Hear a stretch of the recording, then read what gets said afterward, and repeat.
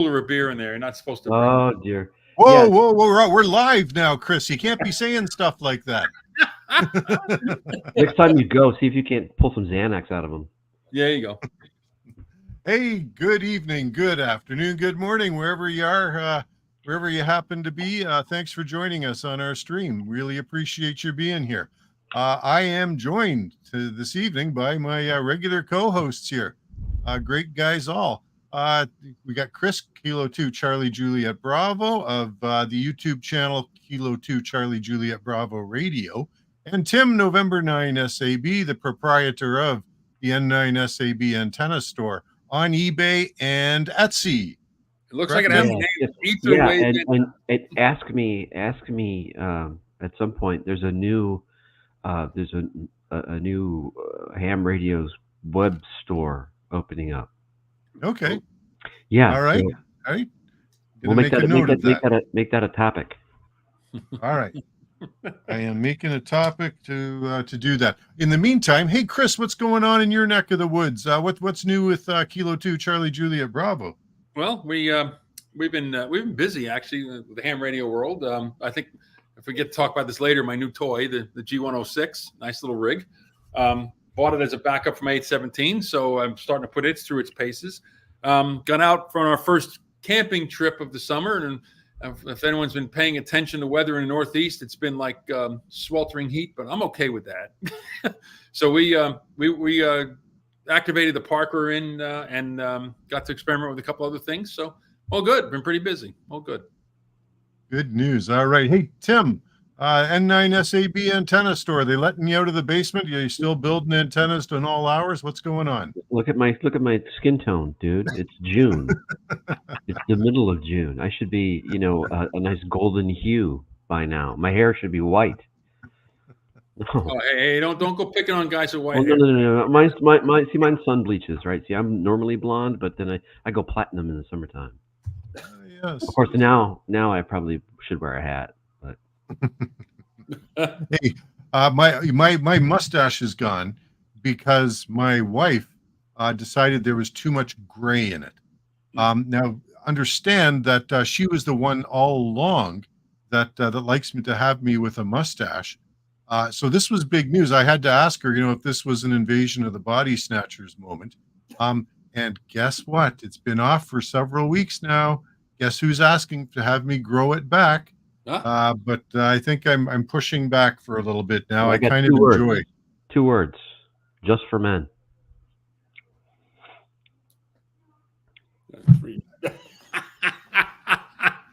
It's okay. I think you get it on Amazon. Tim's delirious right now. No. All right, wait a minute here. Rob, VE3PCP, good. That's right. No, for real. Seriously. Yeah, grow that thing back in, right? Do the just for men, colorant on there, and then throw on that do-rag. So here's the deal, right?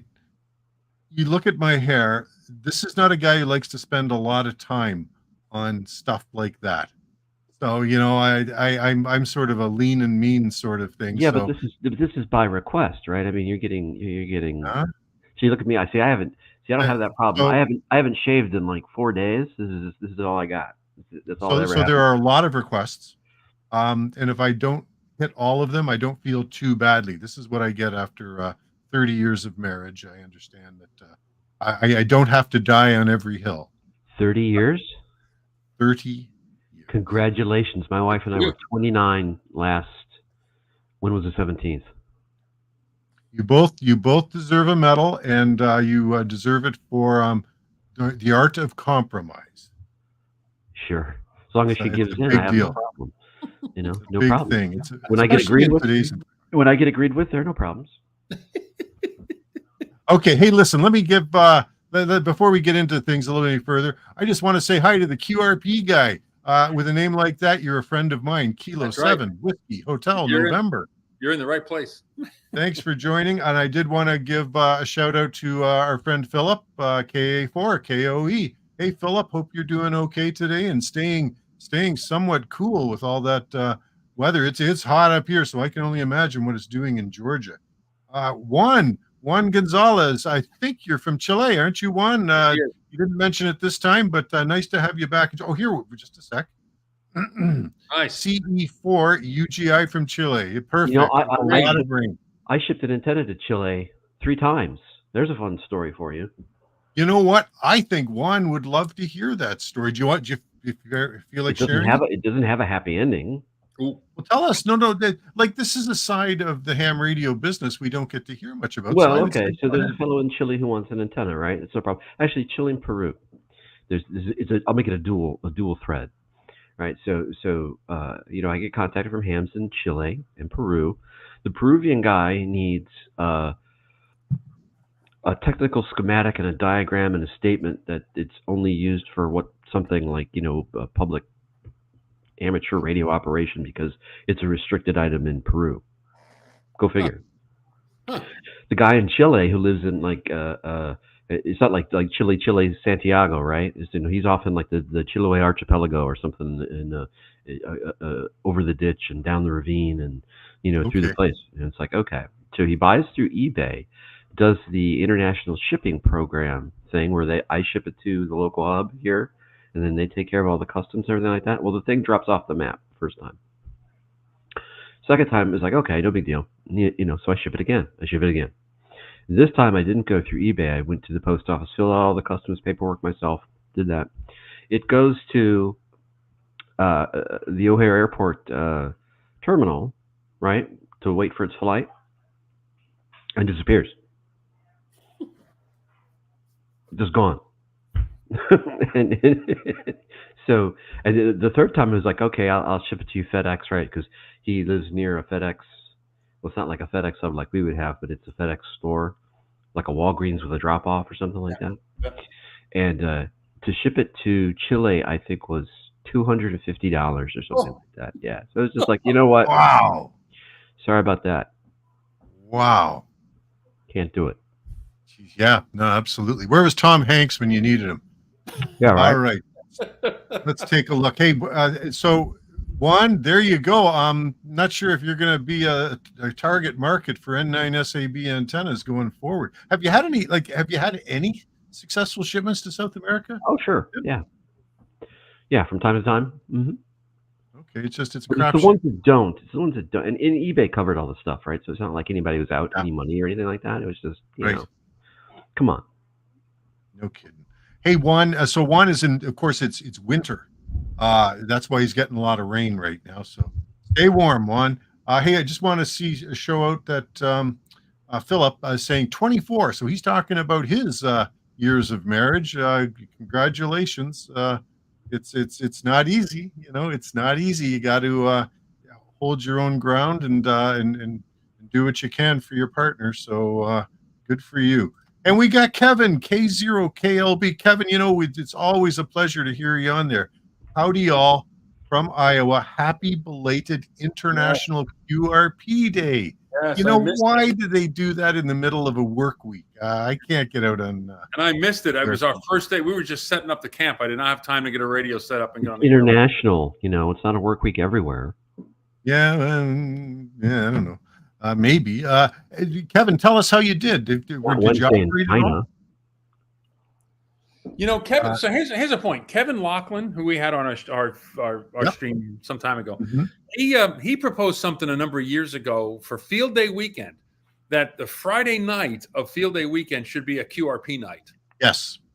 And I got on one time, like when I first got the 817. I remember we were traveling somewhere, and I said, I set up Tim's antenna. I was in a parking lot, and I had the 817, and I made a couple of contacts, you know, because he's like, Kevin's idea was that most guys are, if they're in a club or something like that, they've already set things up on Friday, and they might be just tooling around with their radios. So so that would better.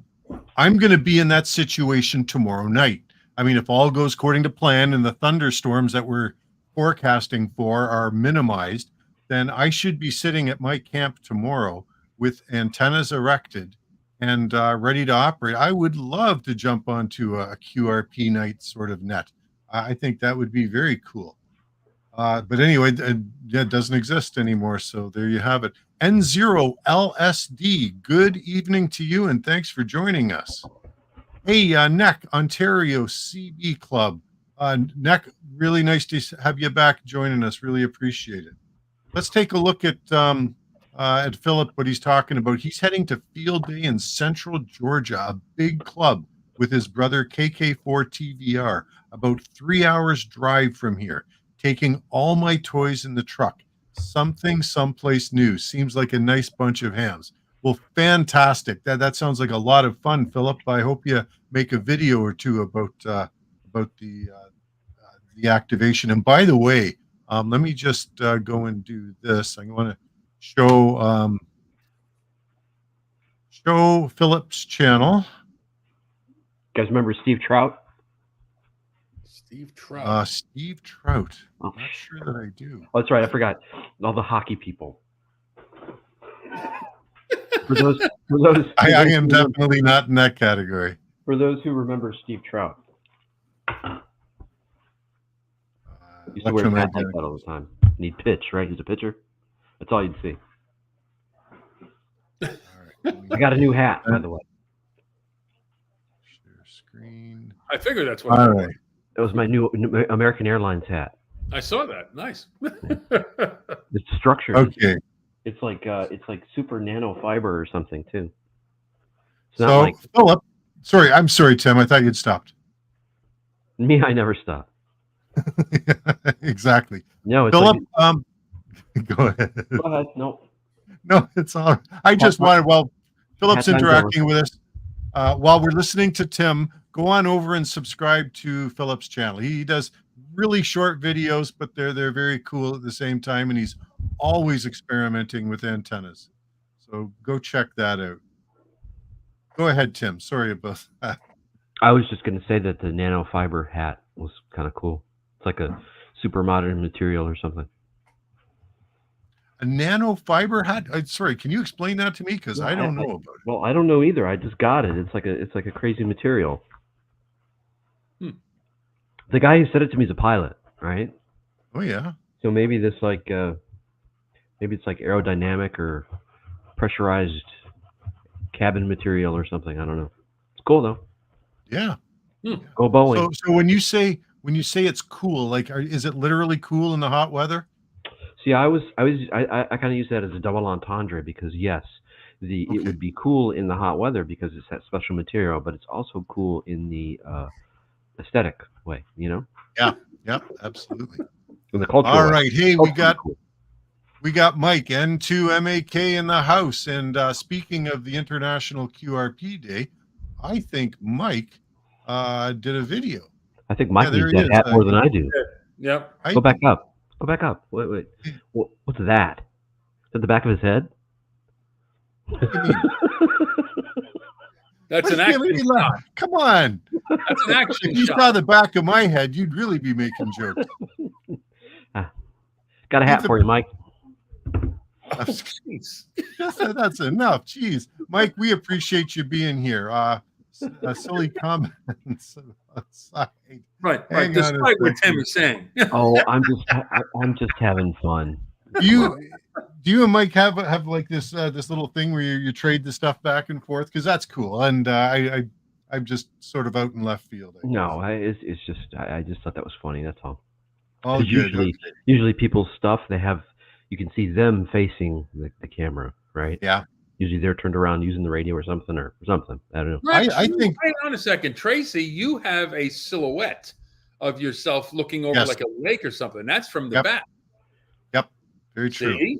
That's So right. I would like to make this comment. Let's just take a look here. Just go back to Mike's channel. I think that is a wonderful, to my eye, this is an amazing ham radio in action. I love it. I love it. Don't get me wrong. I think it's wonderful. I do. Yeah. Great shot. Yeah, absolutely. And I think, And, and again, I think the mustache and the do-rag, Tracy, is priceless. Thugged out Tracy. There's a guy who comments on my channel, Abdul somebody, and he keeps coming back with comments like, "Hey, I love the thugged out look." Exactly. Exactly. That's what it's called. You're like inmate Tracy or thugged out Tracy or something. Exactly. All right, let's see who else have we got here. Hey, Luis, Nice to see you too. It's good to have you with us. What's your call sign? Do you have a call, Luis? Let us know.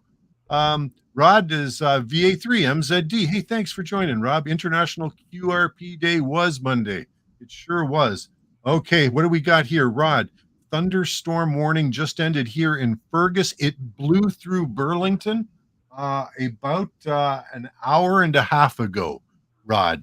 And now I think it's mostly, I'm sitting in the basement. I'm looking out the window here. It looks like it's mostly blown over. Of course, this weekend with Field Day, that's got all my attention, and there are thunderstorm warnings throughout the weekend. So we'll see how that goes. All right, weather permitting, I'm thinking of doing a POTA on 40 meter AM, not single sideband, Friday evening. 40 meter AM, geez. So I'll have my my 705, but I'm not taking anything with anything more than I'll have my SGC 20 watt SG 2020 with me. If I can think of it, Mike, I'll watch for you. Maybe I'm going to be using an NVIS antenna on 40, so you're not that far away geographically, so we might be able to make that happen. Hey, nice hat! Look at that, Joe Reese. See, who's Joe Reese? The guy who sent me the hat. Oh, okay. All right.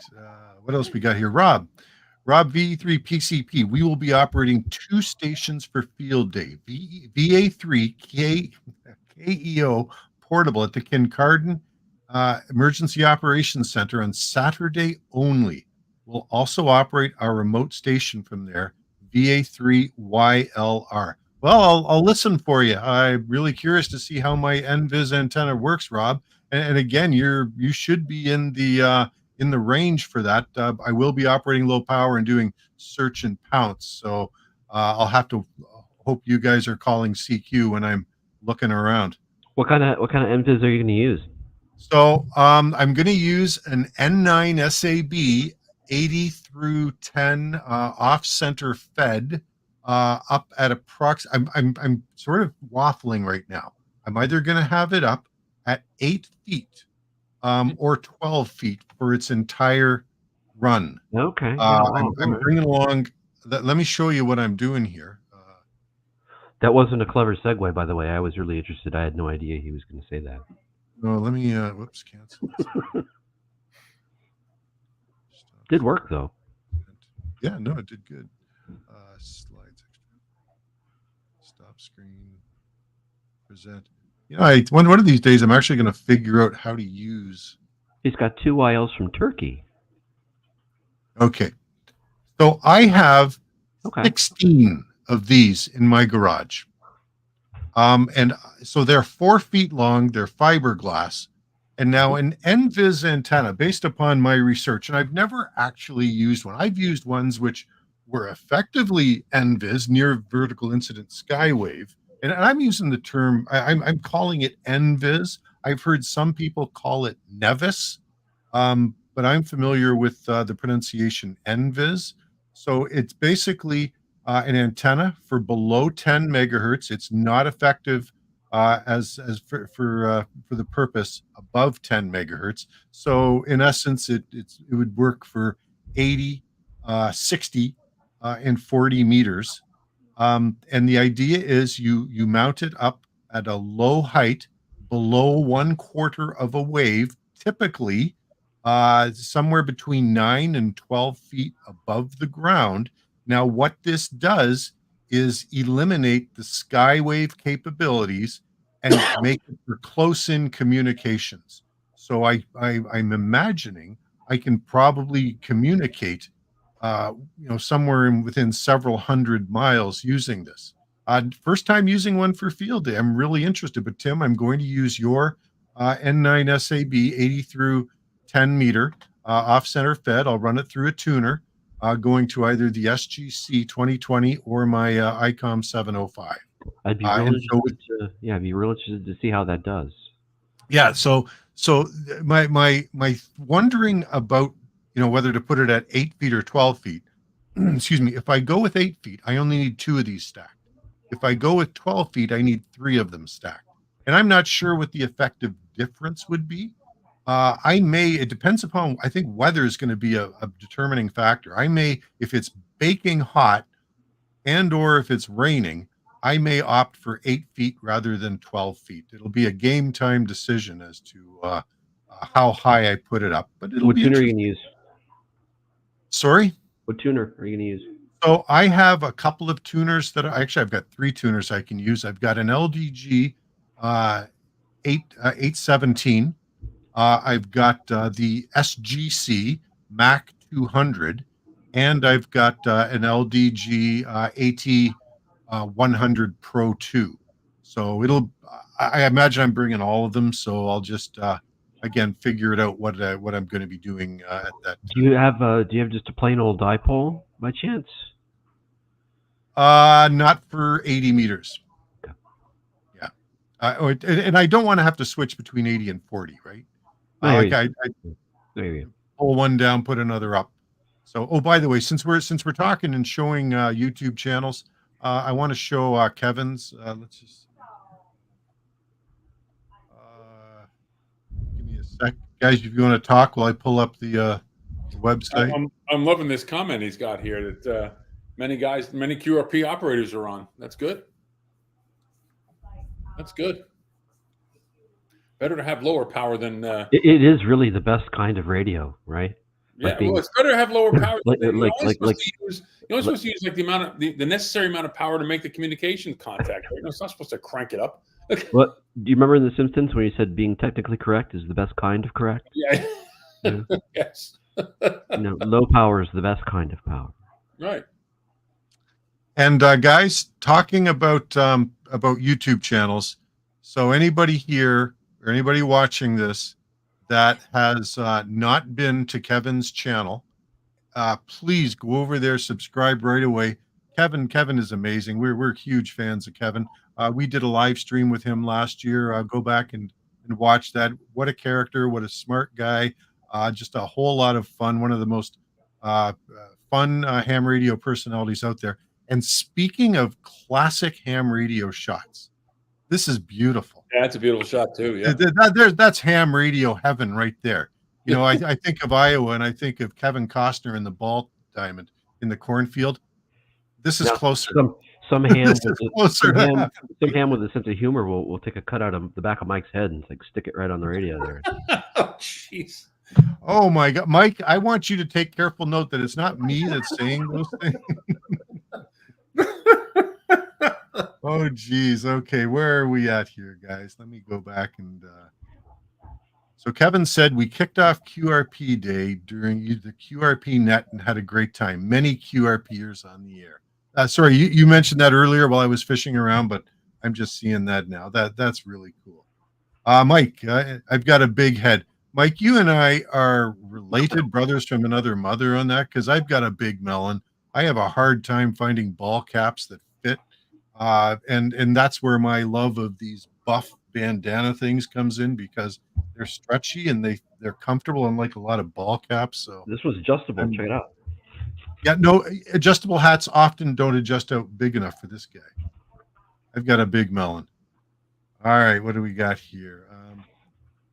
Mike N2MAK did an awesome video promoting International QRP Day. Absolutely, get over there, guys, and watch that. N0 LSD, thunderstorms missed us down in Buffalo. Okay, well, for once, you guys caught a break with the weather, huh? All right, electromagnetic mischief, tropical storm off the Georgia coast. Yikes. Oh, man, yeah, okay. Oh. Yeah, hopefully that stays away for your field day. Jeff McFarland, Kilo Delta 9, Zulu, Sierra Lima. Hey, Jeff, thanks for joining us. Yeah, welcome.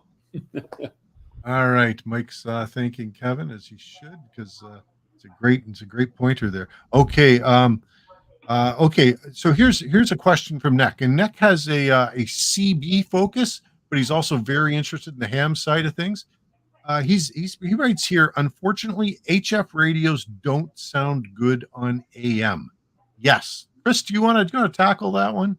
Yeah, actually, the modern rigs don't, and I don't know the technical stuff behind it. And I really should probably learn more about this. But I have heard that the newer generation radios, the ones we all have, do not really produce AM as pure as like the old tube AM radios, the Collins and the Drakes and all those.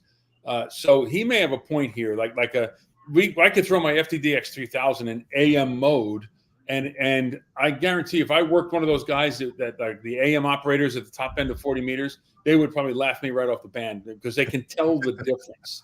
And I don't know if it's got to do with the audio processing, or I think it was an RF thing, like how the carriers generated. I think that's the issue.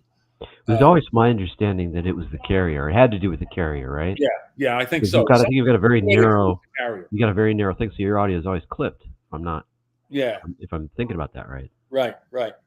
So, and that might be it. But I just know that, like, if you listen to some of those guys that have like the classic, maybe homebrew 40-meter AM radios. I mean, these guys it's basically like a broadcast station that they've built in their house, and they sound incredible. So, yeah.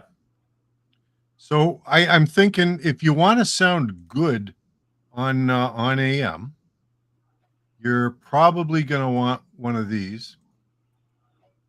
And here is Philip, KA4KOE, with an old broadcast transmitter that he sold to somebody, and it's being carted off in his truck. There you go. So that's AM radio. Yep. You want to do it right, Neck? You can do it that way.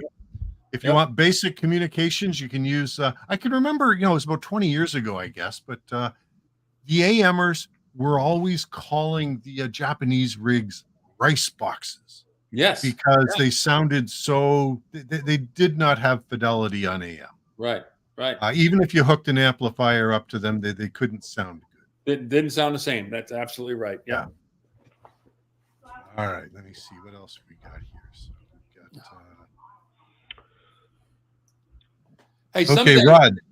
Go ahead, Tracy. Someday, one of these streams, not tonight, but some night, we talk about some stuff like that. When I began my career in broadcast engineering, I had a part-time job at a radio station that had an AM and an FM station. And two separate incidents, I knocked both of them off the air. Whoa. Took them both on separate times. Took the FM down one day. Literally, the FM one I took down my second day on the job with the chief engineer standing there.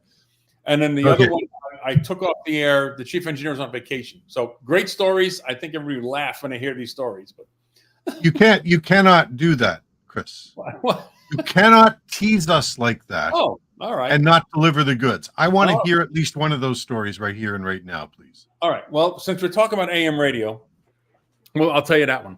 So this radio station they had an AM station. It was a 4-tower directional array. So of course, AM broadcast that the entire tower is the antenna, and it had like a little matching unit of it looked like a still, like you'd make liquor in it, big coils and stuff like that. Anyway, so the way they were licensed for 25,000 watts, and the way they generated 25,000 watts is they bought two 10,000 watt transmitters, modified them for 12,500 watts each, ran them into a combiner, and then the combiner went out to the array. So that's how it worked, right? Now, of course, I was in college. I was a kid. I don't know what I was doing, right? So I get this job, and the chief engineer's on vacation. I get this other guy on call. He says, "Call him if you have a problem." I'm out at the AM site, and the reason why I went out there was the DJ on the air comes into the little shop. He goes, "Hey, I'm getting some weird readings on the transmitter." So I go look, and sure enough, transmitter 1, everything was 0. So one transmitter was down. I said, okay, I'll take a ride out to the site. So I drive out to the site, walk in, sure enough, one transmitter's off, down. Now, the way the system worked, the way I was told was you could have one transmitter out to the array, the other transmitter out to the array, both transmitters out to the array, right? Or, and if you had one transmitter to the array, the other one was routed into the dummy load. It had a huge dummy load off to the side, right? So if you had a single transmitter on, the way the combiner worked, it automatically routed the other transmitter to the array, to the dummy load. Or you'd have both transmitters combined out to the array. You couldn't, that's what I was told, you could never have the transmitter running without a load. That's what they told me. Okay. So I get there and I'm like, well, let me recycle the transmitter and bring it back up. So I go through its process. You know, you power it on, you turn on the filament, let it warm up, and then you turn on, you bring up power, right? Would not come up. It was not coming up. I said, huh. So I kept going back down, and then I'm hitting the combiner, trying to bring the transmitter up. Sure enough, clear as day, I heard Simon and Garfunkel, Sounds of Silence, coming out of the one transmitter. There's no speakers there. I heard it clear as day. It was in the transmit tubes, these 12,000 watt tubes, right? Because transmitter 1 was running without a load. And I was like, because I looked at the combiner, the meters on the combiner said it wasn't there. I looked over in the dummy load, 0 power. I said, how did that happen? So it turned out that one of the relays had failed and it had caused but what they heard on the air was all sorts of distortion because you got this transmitter running very high SWR. Yeah. Yep. So what I wound up doing was, oh crap, boom, took the whole thing down. Now the station's up. Now the phone's ringing. It's a general manager. You know, what are you? Yeah, no kidding. So I finally got the thing back up and running. It took me a while. It took a while, but man, what a pig screw that was, man. Yep. So imagine 12,500 watts with no load. Wow. Oh, those must have been robust transmitters not to have been damaged. Yeah, it worked. Yeah, the thing, we got it up and running. It worked. So, but yeah, fantastic. Oh, great story. Thanks for sharing that. Hey, we got Rod, VA3MZD. He's chatting over to VE3PCP. We'll listen for the Kincardine Emergency Operations Center from the Elmira RCFD site, just south of Elmira, Ontario, on an unused airfield, operating for all of field day, Saturday, Sunday. That sounds like such a cool location, Rod. And Rod's coming back. Oh, so we got a couple of Ontario hams. They got separate field day sites, and they're going to watch for each other. Hey, if you're in the chat and you're doing field day, please, for heaven's sake, put a comment in. Let us know what you're doing, where you're doing it with, who you're doing it with, what kind of gear are you going to be running, what kind of foods you're going to be eating. I'm eating freeze-dried in the baking heat because it's just me. So I want to get really jealous about what you guys are eating. So yeah, please share that. Oh, by the way, so yes, I do have the field day bottle of wine. Wow. So at the end of the day, I will be sitting back. Did not know that was mandatory. I did not know that. Well, for me, it is. You know, some guys will bring beer. I can't drink beer. It bothers my throat, so I have to drink wine. Okay, Rob Noakes, VE3PCP, the YLs. Look at this. So he's got YLs doing remote field day, I guess, from coming in on his remote station. That is very cool. Yeah. Mike, N2MAK, I was only able to get out briefly for a quick POTA on International QRP Day, but I got 12 SSB contacts. That's fantastic. With 1 watt. 1 watt and a quarter wave vertical. That's awesome, Mike. That's absolutely awesome. Okay, Philip, do-rag. Okay, now everybody makes this mistake. I don't know why. Do-rag is not D-O-O. We're talking about those bandanas that I've worn on some of my... D-O-rag. No. It is D-E-W. Do you know why? No. So you're lost somewhere. You're in the wilderness. It's survival situation. You don't have water. Yeah. You put the do-rag around your knee and you walk through tall grass first thing in the morning. The do-rag will become saturated with water. You now have something to drink. It's a do-rag. All right. Ham radio QRP. Tim's in one of these moods tonight.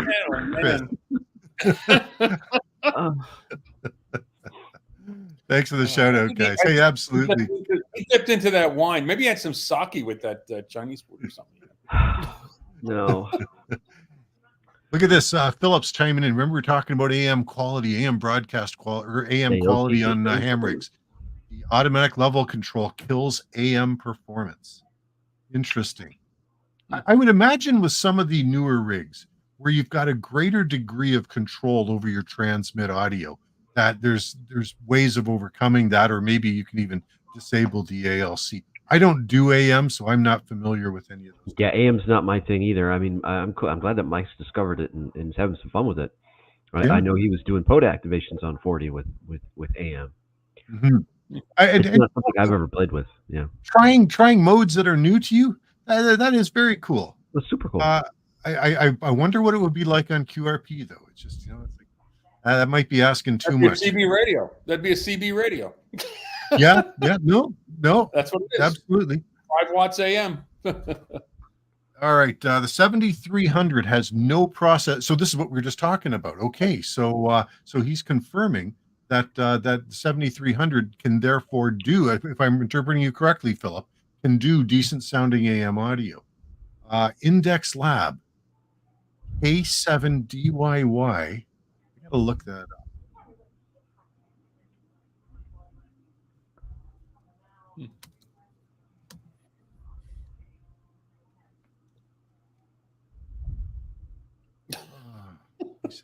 AM transmitter, wireless. I'm just going to try to share my screen here, guys. Sorry for the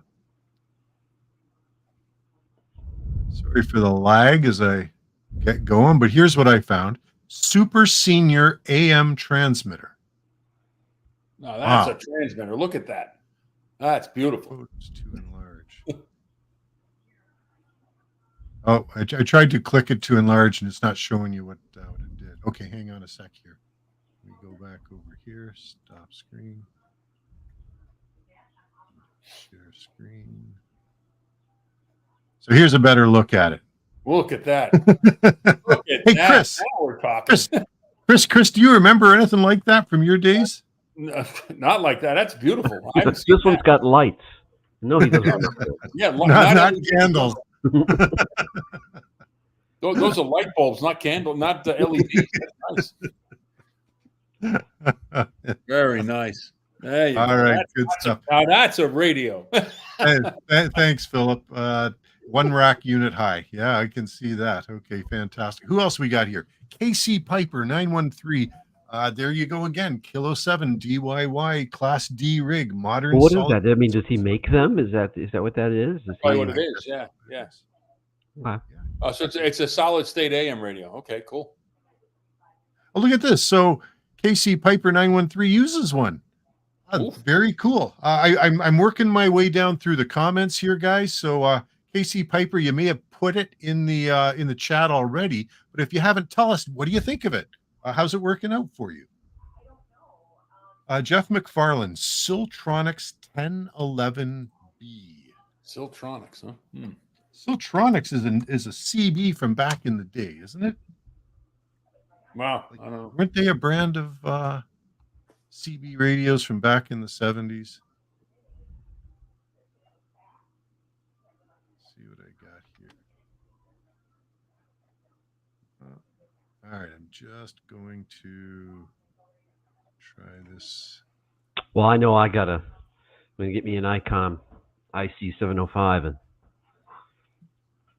that's like a trump card. It looks like a swamp, it beats everything. Yep. So there you go. And I guess what we're hearing there is that it's a good AM rig. All right, let me see here. And he uses a Flex 3000 as the receiver. All right, sure. Wow. Jeez. Philip, still own the senior, paired with a 75A-4. Jeez. Nice. Yeah, he does. You do AM, Philip. You do AM with your brother, don't you? I think I remember reading that. N0LSD, the occupied bandwidth with a ham rig isn't quite wide enough. Right. Chris, you know about that? I don't. Was he talking about for AM? Is that what he's talking about? Yeah, he is talking about it. Yeah. And, well, that could be. You know, it could be. Well, you're not going to. You may not get the broadcast quality audio because you don't have the bandwidth. I think in broadcast, if I remember correctly, it's like it's a 10 kilohertz wide. I mean, that's pretty wide. You get a pretty good fidelity over that. Mm-hmm. But he might be right. You may not be able to do that on the ham radio.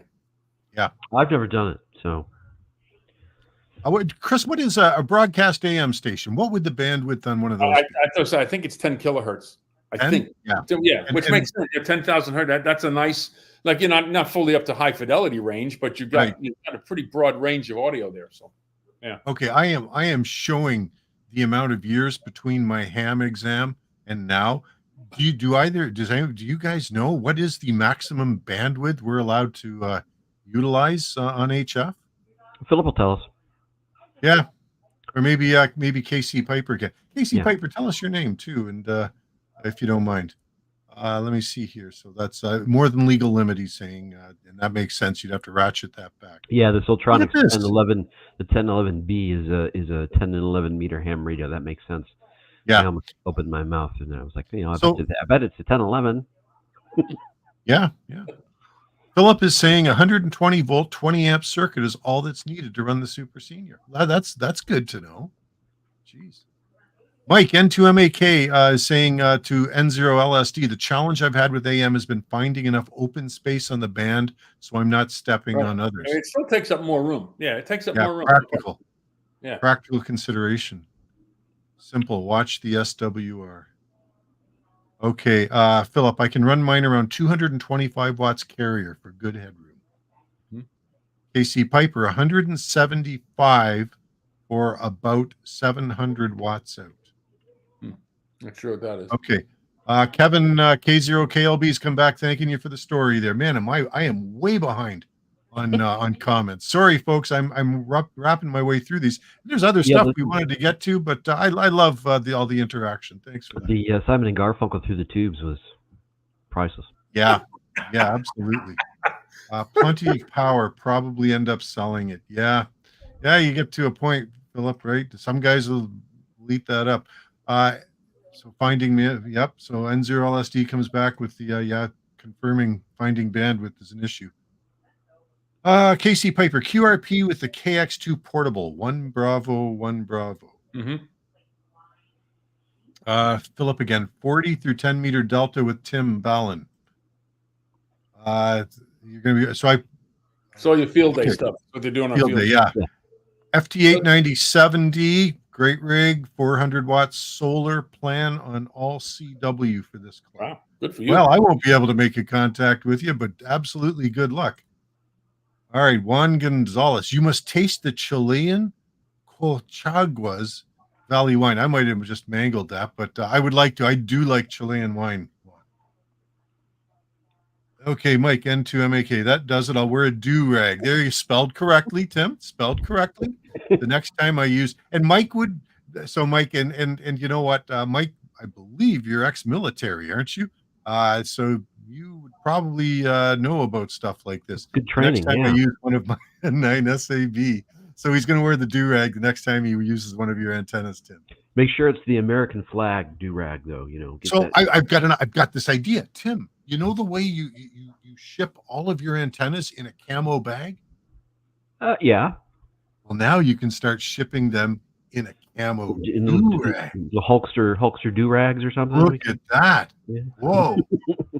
That's not a bad idea. That's a great idea. Bad idea. Ham radio and do-rags. Absolutely. I think I'll be, and that way, every time one of us YouTube guys runs one of your antenna, we'll have N9 SAB strapped. Oh no.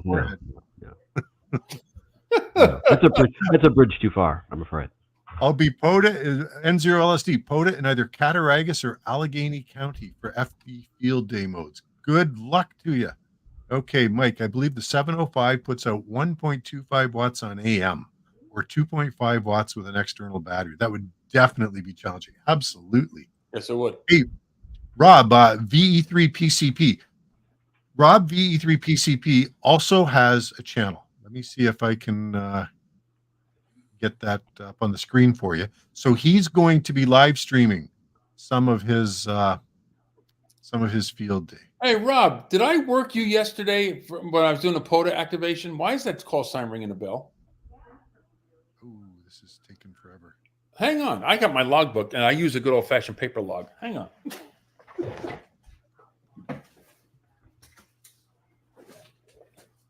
That is ringing a bell. I got a feeling I might have worked him yesterday.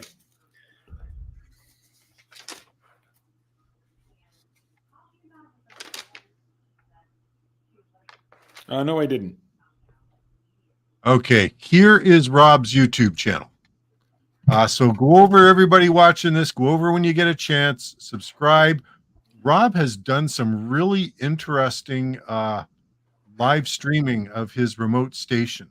Some really interesting, YouTube personalities have been on there. He's had DX Commander on there. He's had Raiza from Russia, probably others that I'm not thinking of right now. He's going to be having a field day up on his channel. So by all means, go check that out. All right, let me just continue moving down the list here. Counties in New York. Yep, from N0LSD. Yep. Muhammad, hi from 7X4MW. Hey, we're DXing tonight. Muhammad, thanks for I don't know if I ever worked a 7X4. Hang on. Heck no. Heck no. I can guarantee you I haven't. I can't look it up because Logbook of the World is still down. Are you serious? Hey, Muhammad, if you haven't done this yet, just drop in the chat what country you're from, because I don't recognize the call, the prefix. Richard E. Hey, Rich, thanks very much for the antennas. Arrived safe and sound. I'm actually going to take a moment and show people what Rich sent me. Rich put together himself an antenna, and he's been having success with it. So he sent both Chris and I one of these, sort of a homebrew affair. It is a ground mount with a stake with a screw-in mount for a 17-foot telescopic whip. This isn't an MFJ or a Chameleon, but it's all and accompanying counterpoises. And he shipped it to me. I really appreciate it, Rich. Thank you very much. And yes, I will be setting it up for field day and doing my best, and hopefully making a video showing it. Rich, just so you know, I took it on it. We went on a camping trip earlier this week, and I activated a park with it yesterday. So, stay tuned. I'll have probably 2 videos featuring your antenna coming up. Very cool. I can get one. And that's true. Rich, Siltronics was a 10-11 meter tube, hence the model number. Yep. Yeah, absolutely. Okay, we've kind of gotten away from AM. It's a hard mode. Yeah, I guess you do need a lot of power to work, don't you? KC Piper, 10 kilohertz wide. I think that might be the That's broadcast. Yeah. Okay. Yeah. Okay. Man, for us, I think it's 3, right? Isn't that the maximum we can have? Yeah, you look here, 7,300 bricked at 2.8 each side. Yep. Yeah. Really? Yep. So my 7410, which will go up to 3.6, is beats the 7,300 from that perspective. That's really, why would they do that? I don't understand, but that's what it is, I guess. It's a 10-11. Okay, thank you very much. Jeff chimed in just to letting us know about the Siltronics. That was 10 and 11 meters. 6 kilohertz maximum. I think Rob's referring to the ham maximum bandwidth. It could be. And KC Piper is Joe, KF0XV. Hey, thanks, Joe. Appreciate all the information, the input, and really happy to have you with us here. Rob, most rigs are set to 3 kilohertz. Yeah. Sounds right. Yeah. That sounds right. Yep. Rich is coming back. K0KLB covered from the lightning strike. Hey, I didn't hear anything about that. Kevin, did you get a lightning strike? Tell us about that. Here we go. Joe is back with CW. That's 1 Bravo, thing. 1 Bravo. Yep. Okay. Mike is not ex-military. It must have been the haircut, Mike, that made me think that. You look like you could have been a veteran. And I mean that in a very sincere and positive way. American flag apparel violates the flag code. Oh my goodness! Let's not go down that route. We'll just use a maple leaf then. That's fine. Oh, only if you hang it upside down. But I want to. Oh man! All right. VE3 PCP is. I don't think so. I'm Yeah, I'm way behind. Yeah. Okay. No, it's right. It's right, Rob. It was a Who's different the chat admin here? That's me, and I'm doing a heck of a job at it, aren't I? Yeah, Rob. It was a PEP that I worked. That's why I was thinking of it. Oh, okay. That's a good call. PEP. Yeah, below power. Yep. Yeah. Rich comes back. Paper logs won't go down like Logbook of the World. You are so right about You know that. what? I'm telling you that still does not make sense. It's been It's what, still a down. month? It is still down. Yep. A month. No, you're right. You're right. What's going on? Now Rob, they're V3 going to want PC. to up the dues. Watch. Yeah. Your ARL dues are now $50 instead of whatever they are, right? We need to buy new IT infrastructure. Hey, all I know is I got my DXCC out of it right there. Nice. So I got Well that done. You got it while the getting was good. That's right. So hey, Rob, V3 PCP, 15 YLs in their group from 9 countries on 4 continents. That is awesome. Man. Mohammed's coming back. He's from Algeria. Mohammed, it's I so have not cool. worked Algeria. I have not worked it. So cool to have you with us here tonight. What's he got there? That looks like an old Celestron C8. That's what I got. Are you talking about Rob? I'm talking about the telescope. Mohammed's telescope there. Nice. Or it's the Big Need, one of the two. That's a monster, isn't it? Look at that. Yeah. It's another thing. Marvin the Martian with that thing. It's another thing I haven't been able to play with at all. Yeah, well. Yeah, see, 7X4MW has, look at that. There you go. He's all over it. Rob was saying 7X4 is Algeria. If I lived in Algeria, I'd have a big ass scope like that too. I can just imagine what some of the skies would be like out there. Yeah, because there'd be some like Algeria is huge, right? Well, and there's some desert there. Am I right? Well, yeah, no moisture in the air. You've got that, and you've got some remote places, and yeah, no question about it. Yeah, nice. You can reach out and touch them. Okay, Mohammed, I hope we meet on there soon. Yes, sir. That would be fantastic. I need Algeria. Yeah, absolutely. Rich, awesome. If you'll email me Tim's address, I will get one to him as well. I was just kidding. I was just being a dick. I'd love to try it. I'll try it at some point, but you would put it together. It would work, and it would be a lot of work for you, and I would never get to it. It would just be. But thank you. Rich, so yes, you are right. K0KLB is the guy who tunes up all kinds of great stuff. Yep. So you want to be watching what he's doing because only Lord knows what he's getting into next. All right. Look at this. Mohammed, I hope to work you this weekend. Absolutely. Rich needs Algeria too. Yeah, apparently. An astronomy amateur. Well, I'll tell you what, for an amateur, you got a pretty nice rig there. Yeah, that's pretty serious. Let me see who else we got here. We got Rich. Yes. Big ass scope. Absolutely. All right. You are welcome at any time. Okay. Fantastic. All right. Guys, I can't believe it. I've caught all up with the comments, but I'm still looking. Hopefully people will, as they're out there, if you haven't left any comments about your field day yet, please do. Want to know about it. So I've sort of given you the landscape. Oh, here Rob's coming back with PCP, VE3 PCP, our portable station, Kenwood TS850. That's a pretty big rig to be taken out for field day. 80-40-20 link dipole. Can't go wrong with that. 15-meter wire vertical to the fiberglass pole that the dipole hangs on. Nice. Good stuff. All right. Mohammed comes back to Rich. Rich, choose any time and we will contact you. How great is that? Rob has an enclosed trailer. I am guessing, Rob, that it's air conditioned because I think you'd want that this weekend. Have you seen Julian's caravan that he has? So I saw that. I think it was a 3-minute video where he sort of introduced it. I haven't seen a walkthrough of it yet. That's almost exactly like the one my wife has, right? Yeah.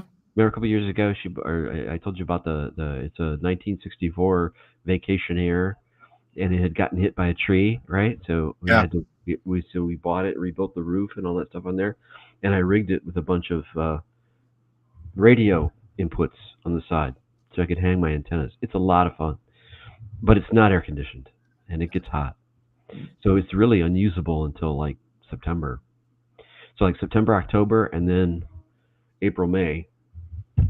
That's about it. Yeah. But it's cool. And it's light. It's only 800 pounds, so you can tow it with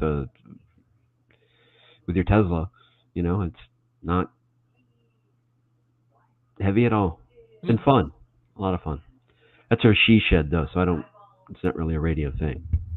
Okay, off-grid ham radio, Julian, Yeah. Oscar Hotel 8, Sierra Tango Nord .org.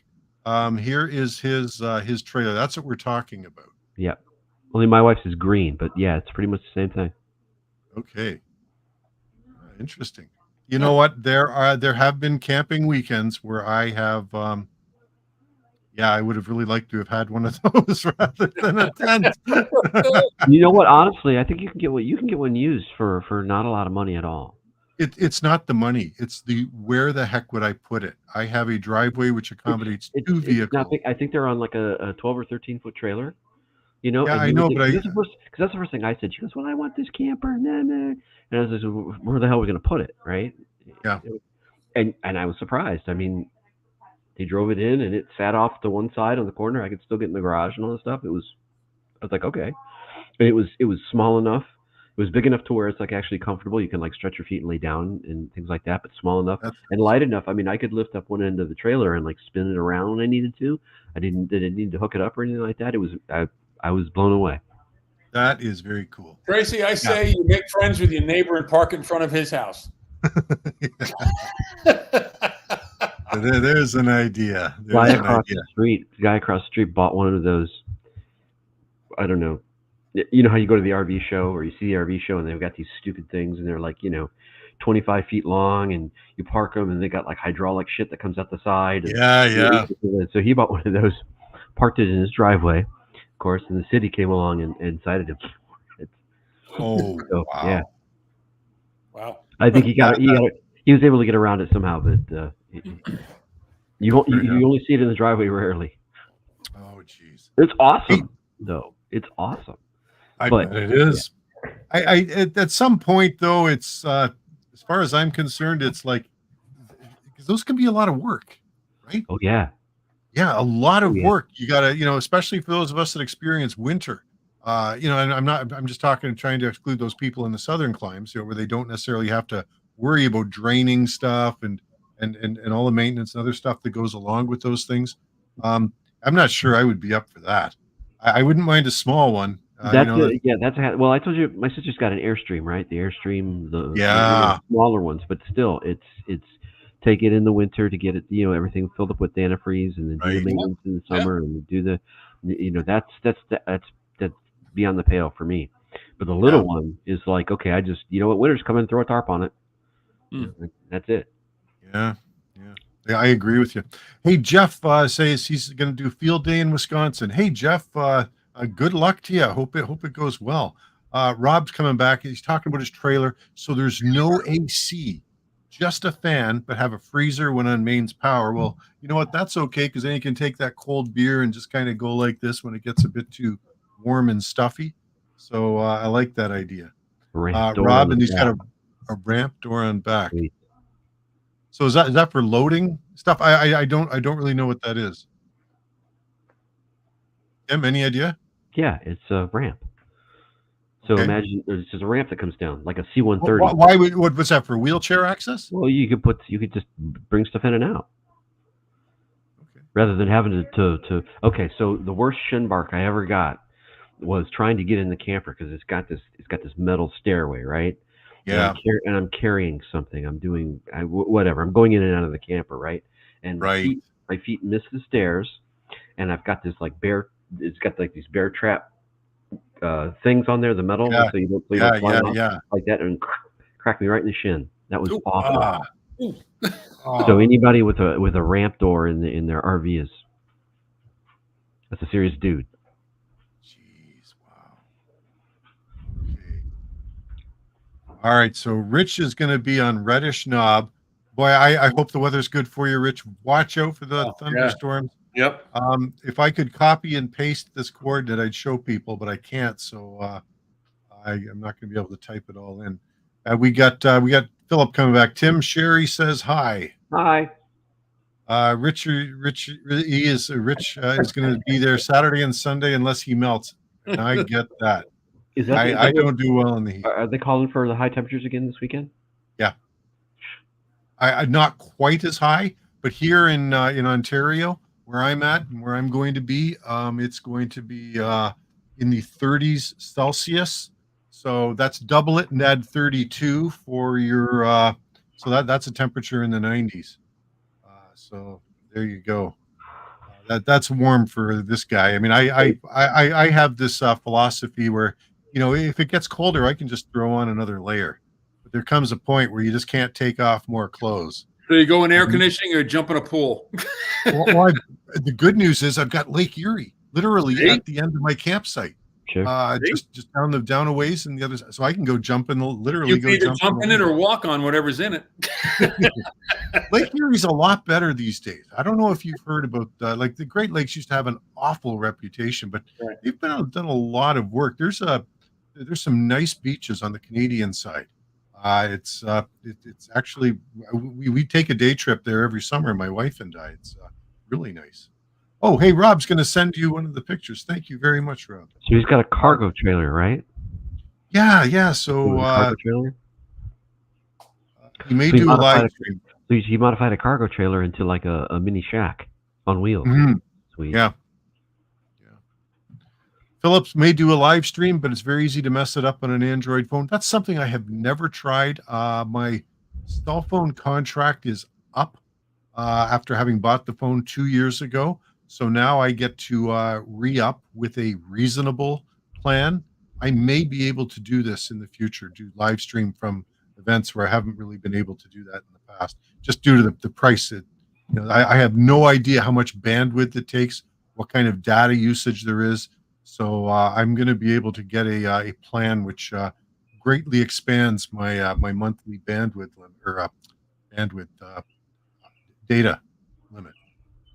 So that'll be interesting. Some clubs in Virginia have canceled field day, I guess, because of the heat, right? Really? Wow. Oh, that is a shame, but I get it. You don't want people getting in a bad way. Rob, 6x10 with a V nose. I also have a cell phone repeater for internet. Wow, Rob, you are the man. Badass. I got to hang out with Rob. That's no kidding. We're going to get dropped like a bad habit here, Chris. And I see that. Rob, you're not a Fed, are you? Here. We're out. They don't want anything to do with us. Kansas City, I think, is what he's saying. It will be in the 90s Fahrenheit, 70 Celsius. I think that's just all around. Yeah, but no, that's not 70s. It's not 70 Celsius. Believe me, we would be frying if it was the 70s, because that would be up near. Yeah, but the humidity, 170 Fahrenheit. The humidity is the worst part. Yeah. Okay, either that or not enough IQ points. Okay, come on up anytime. There you go. There's your standing invitation, Tim. I'm there. Okay, shall we shift gears a little bit here? One of the things I wanted to talk about was the IC-705. And this is an interesting thing, because let me see video comments. Here we go. Let's go to this one. So a little while ago, can you guys read that? I hope you can, but I would get if you don't, if you can't. Is that legible, guys? No, not for me. Okay, all right. Yeah, but we're not on screen, so. Yeah. All right. Let me just do one of these. So I'm going to read some of these, and so here's the deal. I did this video a couple months ago, maybe, the Icom IC-705's worst features. And it really wasn't designed to be a hatchet job of the 705. I bought one of these things. I actually sold a bunch of gear to enable me to buy one. And these are not inexpensive radios, and so I had some complaints about it. And let me just preface all of this by saying I've owned a lot of rigs over the years, quite a variety. I've never owned a perfect radio. All of them, even my beloved FT817 that I gush about, has serious flaws. So I wasn't hanging the 705 out to dry. But I got a lot of really interesting comments back, and I thought I would share that with you. That's Canadian for you got roasted. Yeah. All right, let's take a look here. Why isn't that scrolling for me? Okay, so one of the things that I came up with was the fact that, and this was one of the first things that struck me, when the volume goes up about 70% and beyond, the internal speaker on the 705 rattles. Now, I've had some comments back from people saying that, well, it doesn't rattle on my rig, but I've had lots come back and say, yeah, it does rattle. And so DJ Mambito 2 wrote, can you verify that if the speaker rattling also occurs on FM 2 meters and 70 centimeters or anywhere else? Are you sure it is the speaker and not some distortion? So what do we? Yeah, what do we mean when you say rattle? Is it like it's loose, or is it just like the cone is? The cone is. Sounds like the speaker is rattling. So audio's coming through, and you get this very. It literally sounds like the speaker inside is rattling. It's some audio distortion. Okay. So I'm using the term rattle. It's nothing's loose, right? No, there's nothing loose in it. So the cone there's nothing loose in it. Just a little paper cone in that thing, right? I mean, I don't. Yep. Mm-hmm. So he asked me what I thought, and at first I'm reading the comment and I'm thinking, well, that's an interesting question. It's like, and then I thought about it some more. I thought, okay, well, let's give it a try. So I did give it a try. And the answer is that even on FM, even on HF with DSP on and off, FM DSP on and off, no difference. I was still getting that. So I thought that was an out of the box idea for that. Let me just take a look here. So not a byproduct of the DSP. All right. Now, one of the this is interesting. I've just stopped sharing my screen because you guys can't read it, and I'll just read these out as we go along. One of my complaints was the fact that I think one of the coolest features of the 705 is the ability to have a snap-on HT battery pack, clamp on right onto the back of it. I think that is the greatest thing since sliced bread. And that was one of the features that drew me to the 705. Boom, it just snap, done. And in addition to that, Icom, they shipped the radio with, I think it's a 2100 milliamp hour battery, but you can also buy a 3100 milliamp hour battery. So you can get a longer lifespan battery on it. So I went and bought one of the longer lifespan batteries. I was out with my friend Tom, the Canada Winter Contest. Temperature was hovering around freezing and struggling to make contact. I'm thinking, this is really strange because I had my buddy Tim's G5RV up there, and I know it's a good antenna. It's working well. And I could hear guys well, but they weren't hearing me. Well, I puzzled over that. I got back home and I did a deep dive into the manual. And what I found was that at temperatures approaching freezing, 0 centigrade, 32 degrees Fahrenheit, the 705 bumps its power down to 0.5 watt RF output to protect the battery. And so I got a lot of feedback on this one about that. So let me just go read one of these. So here is JJ-EL8LI regarding the batteries and power reduction. The performance of lithium-ion batteries diminishes at low temperatures because the chemical reactions that generate electrical energy slow down, leading to lower capacity and efficiency. The internal resistance of the battery increases in the cold weather, causing voltage drops and potentially triggering the battery's protection circuitry.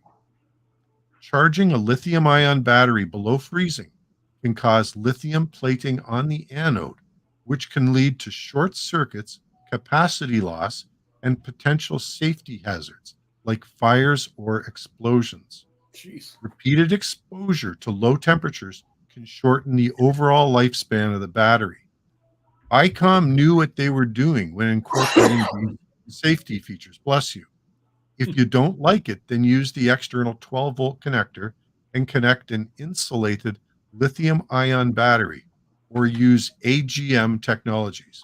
A lot of guys like this comment. They gave it 25 thumbs up. Here's my response to that.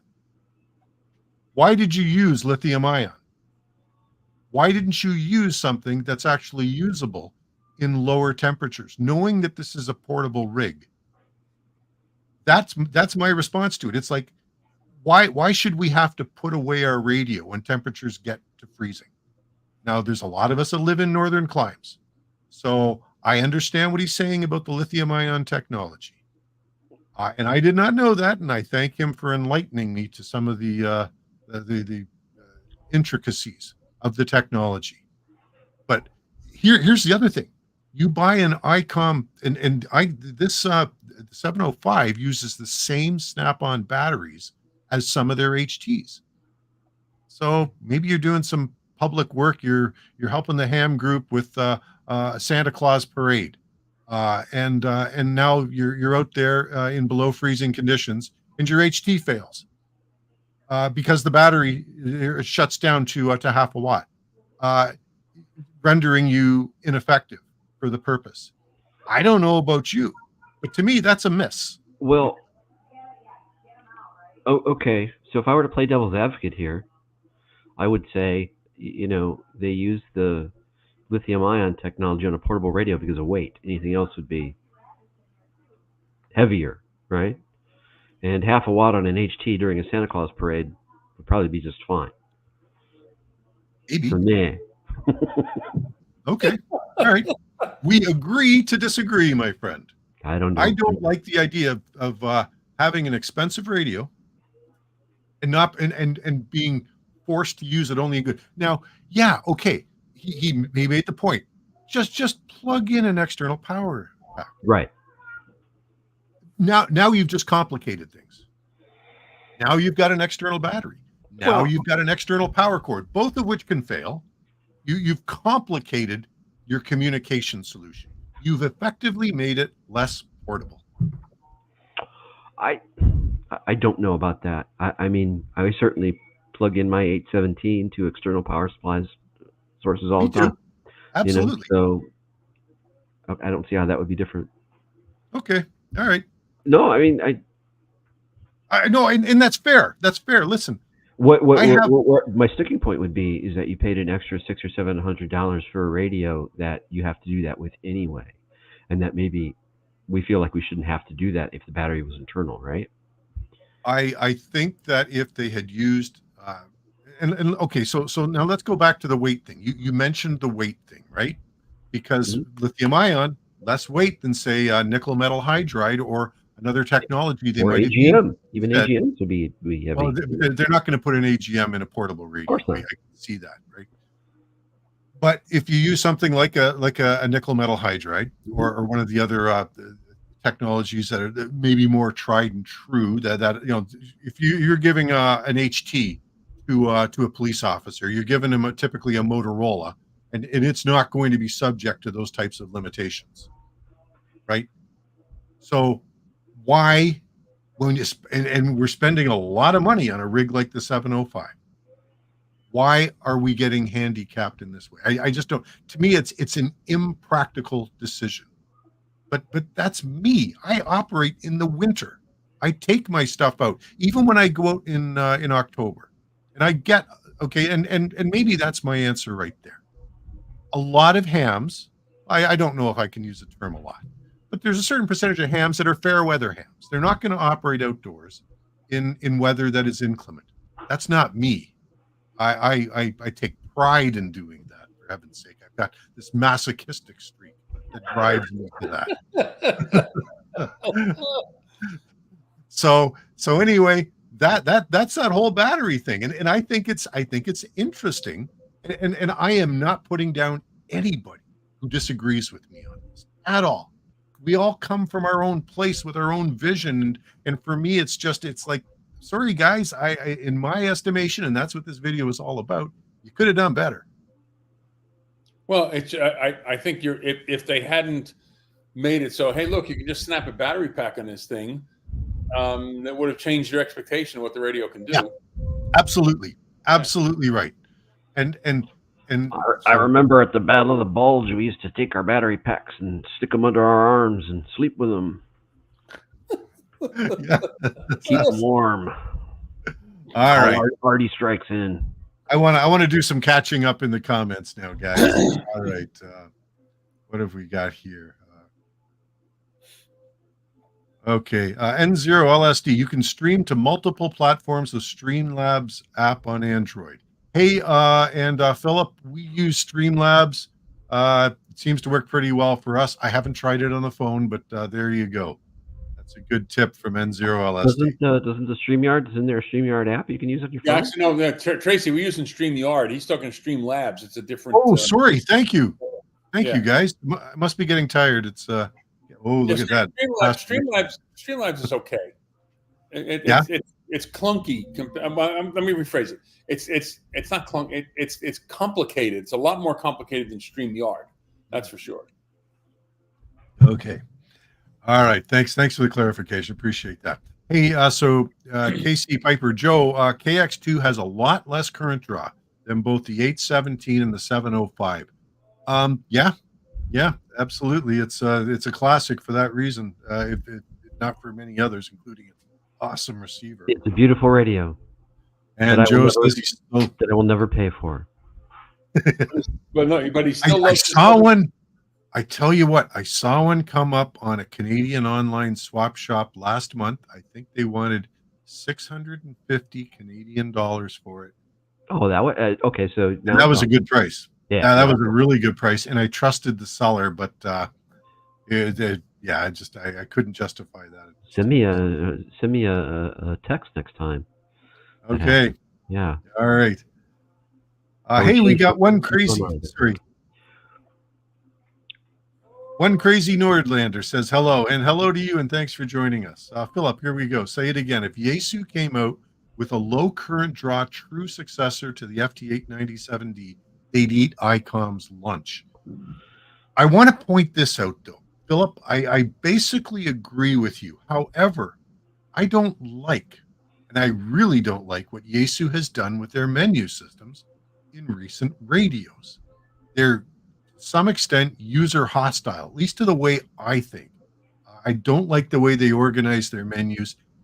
And while I admire the fact that you can get down under the hood and you can tweak all kinds of settings to get exactly what you want, bloody hell, it's complex to do that. And their manuals aren't good enough to sort of walk you through how to do all those settings. You're sort of left to go to YouTube or go to online resources to get some tips. You know what I ended up doing is there's that guy on eBay who sells all of those charts, those laminated charts. Oh yeah. For the Yaesu radios. They're like this big. Yeah. So I figured a way to they're covered in acetate or whatever. So I found a way to roll one up and stick it in the back of the box, and I just take that with me. But I end up doing the same thing all the time anyway, so it's not like I'm out there trying to fiddle with modes and stuff like that. I mean, I've been, after all this time, I kind of know what I'm doing with it. But I do take your point. I do take your point about having difficult software menus being difficult to navigate. There's no question. Yeah. No, and I like the FT817, the 857, the 897, one menu, and it was all alphabetical. Doesn't that connect to your phone though too? I mean, isn't there an app that you can get and run the damn thing from your phone? With the 705? Yeah. Sorry. Oh yeah, absolutely. They could. I believe that's the case. I haven't tried it, but I wouldn't. The 705's got Bluetooth, so but it wouldn't be hard for Yaesu to do that. I mean, yeah, it's true. I wouldn't think. Let's go down. Let's go down a little bit more in the comments here, guys. Okay, we're talking about batteries again. All batteries decrease performance at lower temperatures. Right. Says the man from Georgia. Absolutely. But if and Philip, I'm just going to throw this out here. So when I was researching this, this what I thought was a very odd decision on ICOM's part. I went back and I saw that, okay, the same battery goes into ICOM's high-end handhelds.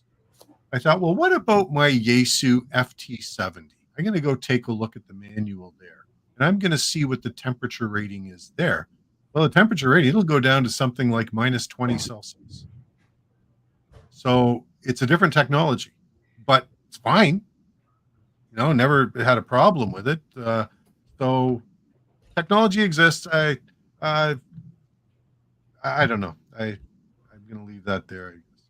Hey, Nick, Tracy, which battery are you using and what is the price? Also, how long does it last when you go QRP? Thanks. Hey, this is Nick from Ontario CB Club. I haven't had a chance to run it down yet. So Icom's battery, which is 31 or 3,200 milliamp hour, sells for about $200 Canadian. That's a big chunk of money for a battery. Now, I think so. That's what, maybe 140 US, maybe something like that, guys. So a big chunk of money. On Amazon, there is a Chinese company selling a compatible battery, same capacity. And I did some research into this before buying it. I went on to the Icom 705 groups.io and I read what people had said about that. And apparently they all like it. So I ordered one. I have yet to run it down. Like, I've been out a few times. I imagine I might get a chance on field day to actually see how long it lasts. But based upon what I'm seeing, Nick, hours. Now, bear in mind, the 705 is a 10-watt radio. When you run it off the snap-on battery on the back, it automatically drops the maximum power down to 5. So you're only running 5 watts when you're using that battery. Here's Rich again. I have 2 Bio-NO 12-volt 15 amp hour, but they are too large for air travel. I had to get 2 more 12-volt 12 amp hour Bio-NOs before my Virgin Island trip. Yeah. Nickel metal hydride, don't they self-discharge too quickly? Well, I do know that my my FT70, it has a soft power switch. So the rotary switches that turn off your rig, they're an actual power on off.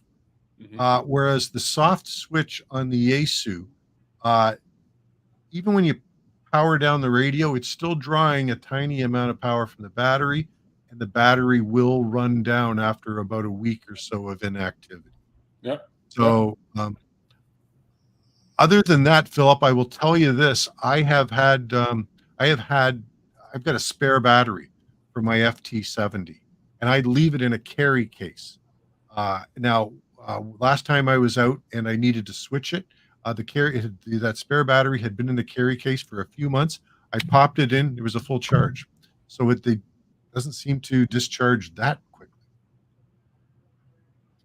Okay, N0 LSD lives in Finland, above the Arctic Circle. Puts his tent and wood stove up first.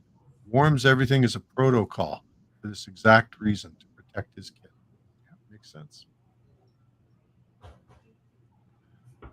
Okay, Julian OH from Rich. Julian OH8 STN is a great off-grid ham. Can't disagree with that at all.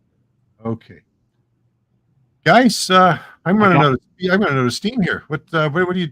Tim, I got Rob's pictures. It looks cool. Rob sent pictures to us. Let me see. Rob's trailer.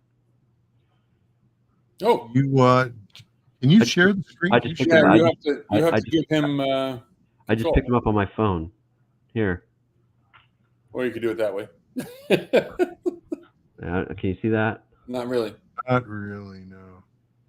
That's better. All right, they're the guys standing there. 3 guys. Oh, yeah, look at that. Yeah, that looks good, Tim. Yeah. That's cool. I wish I had one of those. Now, I wish I had. One of them is not the Icom 705, though. Oh. To be honest.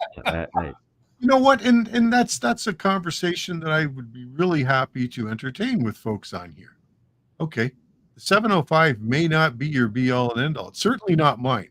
and I plunked down hard dollars for it, what's your ideal on the market now radio that you would that you don't have that you would like to add to your collection? So Tim, why don't you start off? You would put me on the spot like that. Yeah. That I don't have, the ideal radio that I don't have that I would want. I would say if money were no object, but money is an object. Money's always an object, isn't it? Absolutely. I mean, for the money, I would pick up that KX2 for 600 Canadian at your swap meet. Yeah, that's what I would do. So would you like, as long as it's a decent price? Now that is a KX2, it's still a current model, isn't it? I think so. Yeah. So that would be the next one. For models, anyway. I don't know what I don't know what others use, but for regular humans, yeah, KX2. I'm pretty sure. That's a good point. Chris, is there one you're thinking of? Well, you know, it always boils down to what you're going to use it for, right? So, like if it's portable use, I don't know. Like it is tough to beat the 817, isn't it? I mean, that really did kind of set the standard. So you'd have to find something that would be able to do that plus. I mean, I know a lot of guys like the other Zygoos, the G90s, and all those, which they look like they're really good radios. So I don't know, but if I had a choice, man, it's a good question because I'm kind of in my case, I'm happy. I got here at home. I've got the FTDX 3000, which I've had since it was new. I mean, I got mine like in 2012, 2013, something like that, and I've had zero problems with it. And the menus are kind of complex, but I got the thing set up and doing what I needed to do. And for everything I do, I know I haven't done everything this radio can do. So that's why, like, you look at some of the newer radios, they've got all these other features and other things built into them. It's like, wow, are you ever going to use all that? That's why I always ask, what are you going to use the radio for? Honestly, the older I get, the more I hate that kind of thing because it's just like, I only want this to do one or two things, right? Yeah. It's like a portable outdoor, thing that I just use that, and you're gonna pull out your little, that one. I got this. Yeah, there you go. That's my backup. and you know what? You go out there, you have fun with that, and that's the day, right? That's it. I don't need to do all this other stuff. So it's kind of hard. Like I know Kenwood's got that the top of line Kenwood radio looks absolutely beautiful, right? It's a beautiful looking radio. I mean, but would you want to plunk down $10,000 on that to say, hey, look at this radio I got? It's got all these features. And the bottom line is, are you able to work some guy, or are you just going to be sitting there fiddling around with knobs and everything the whole time? So it's hard. Yeah, in that case, sure, I'd like to do it with the FTDX 5000 or whatever the heck it is. The top Yaesu, the full audio, the JBL speakers, right, and full stereo. Beautiful. Some big clowny headphones and a giant mic. But I mean, realistically, no. I just want to go out there and have it work. But Tracy's got a unique operating style, I'll say, and that's a problem for him out there because I think it's always cold where he's at, right? Pretty much. Yeah, even in July. Winter starts in like August, the third week of August or something like that. So Tim, you and I are about at the same latitude. So I'm at 43 degrees north. Yeah, you're pretty much directly west of me. 88 west. Yeah. Yeah, you're pretty much directly west of me. Yeah. So I get the same stuff. But it gets cold. But the difference is when it gets cold here, and it gets cold, right? You know what I'm talking about? I don't go outside. It's just nuts. I'm not that guy. I'm not going out there. It's cold. Like Ali says, it's cold. That's right. It's cold. It's gonna be cold. It's just, but yeah, I mean, I get it when you want to go out and camp and operate and stuff. They do. Tracy, all I know is I remember you doing a video where you went out and you literally had to brush the snow off the park bench so you could set your gear up. And I was like, this guy is freaking hardcore, man. I love it. Right? Isn't that great? I mean, I live vicariously through Tracy because you're not getting out there. Yeah, you want to go out and do it, knock yourself out. You have fun. Plus, we've got the wind. I mean, the wind comes off the plains like that in the middle of February. So it's not pleasant. It's not. No. And I live in a protected zone here for the most part, right? Because I'm sort of nestled in that Great Lakes region within the lakes, whereas you're on that western frontier of the lakes. So And yeah, and you and get that and, stuff flowing and across. I'm a romantic sometimes. I've had thoughts of going out and, when the lake is frozen and going out on there's a little lighthouse here, right? And wouldn't it be cool to go out there and operate and do all kind of like that? Yeah, I get about, 3 or 4 steps outside of that. It's just not practical. Hey, does anybody remember one of the first videos that Mike K8MRD did when he was living? I think he was living in Wisconsin at the time. Michigan. He walked out onto a frozen lake, and he operated from there. Set up a seat, set up his radio, and he operated from sitting on a frozen lake. Young people, man. I mean, they can do that kind of thing. Right. That's cool. I dig it. That's what YouTube is for. I can watch them do it. That's right. Not anymore. Good stuff. My shit went out in the 90s. Sorry. Let me catch up a little bit on the comments here, guys. So let me see here. So we've got 897 menu system. This is Philip K4KOE. 897 menu system, not bad. I understand FT891 is awful. Some guys really like it. I don't. It's like, I bought a camera a couple of years ago, and the menus are horrendous. I just can't seem to find anything not laid out in logical order, and the 891 kind of reminded me of that. One crazy Nordlander comes back. I power my IC-705 with a 20-volt DeWalt battery. I hear about guys doing this, right? They use their garden implement batteries to power their rigs. Very cool. You crack that open, it's just a bunch of 1.5 volt cells. That's all it is. Yep. KC Piper 930. That's Joe. Have to run. Joe, hey, listen. Thanks. I know you're probably gone by now, but thanks for joining us tonight. You really added something. And 7-3, and good luck to you on field day. Okay, what do we got, Rob? Who recommended this stupid thing? It wasn't me. Was it? It's not, I didn't recommend that one, did I, Tim? I don't know. Did you? No, I'm pretty sure I didn't. Make it stop. Yeah. Make the bad man turn it stop. off. Yeah. Turn it off. It'll stop. And that's why I use my MacBook Pro. Rob says TS890. Now, that's a beautiful rig, isn't it, Rob? It is. Yeah, Ken would make a great gear. And Neck came back. Yep, beautiful radio. Yeah. Yep. Neck came back. FT101. I presume he means the 101DX. Yeah, the new one. That's a top end radio, isn't it? It sure is. That's that's 200 watts, I think, too, right? If I remember correctly. Yeah.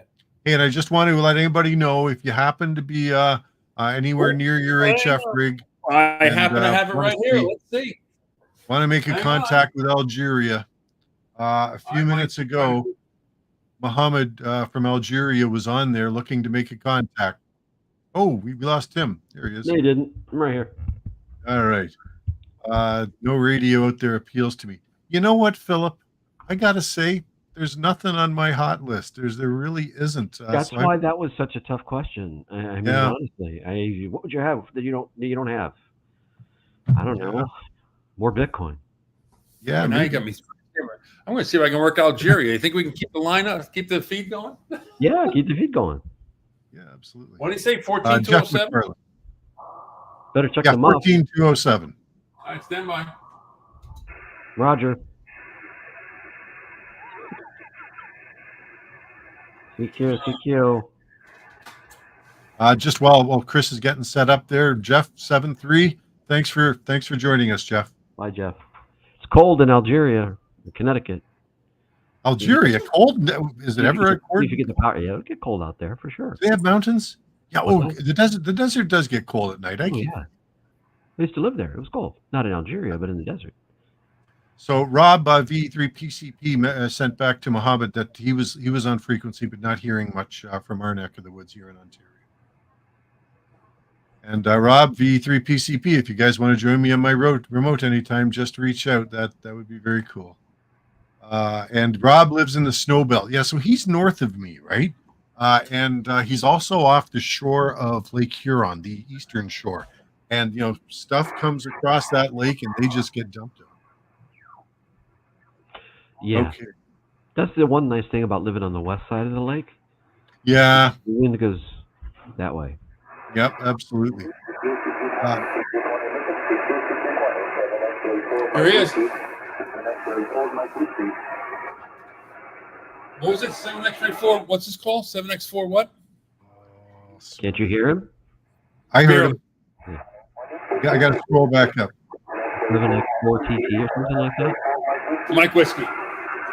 7x4 Mike Whiskey. Here's Kilo 2, Charlie, Juliet Bravo. Kilo 2, Charlie, Juliet Bravo.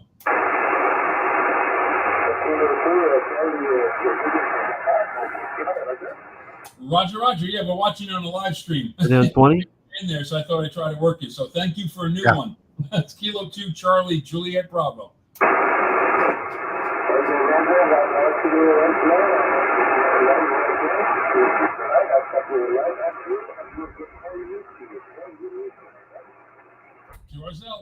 QSL, thanks so much for the contact. It was a Muttley laugh, absolutely. I remember Muttley. Gentlemen, you just watched me work Algeria for the first time. Fantastic. Congratulations. And thanks for that, Mohammed. That was awesome. You better get into the logbook of the world and confirm that thing. Well, I'm putting it in my log first, and then don't worry about it. Yeah. Hey, there's a first for our stream. There we go. I was like, I worked a new country. That's awesome. That's awesome. Now that's what, 101 for you? No, I'm like about 115 now. All right, that's beautiful. That's really cool. You got DXCC +1. Okay, let's just continue a couple more comments here. That's awesome, Chris. Thanks for doing that. N0LSD, I did a 2-mile hike in -10 Fahrenheit to do winter field day. Well, next time you go, give Tim a shout. And forgot my battery to radio cable. I'll wear my thick socks. Yeah. Rob is just throwing a little hint at you for your camera there. This has autofocus? How would I know? Autofocus. You know, bro, I make antennas. Okay, I don't. Yeah. Did you guys hear Mohammed? Could you hear him through my? Yep. Sure could. It's fine. Yeah. A little bit noisy, but you got him. That was awesome. I worked. Okay, so that was the vertical. That was the. That was no. That's my. That's my beam that way. Or yeah. That was my TA33 Junior. I turned it in a quick turn. Yep. Awesome, fantastic. What a good antenna. Classic.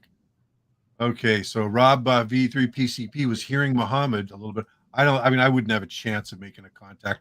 All I've got here in the rig now is my 705 running 10 watts. So there's just no bloody way.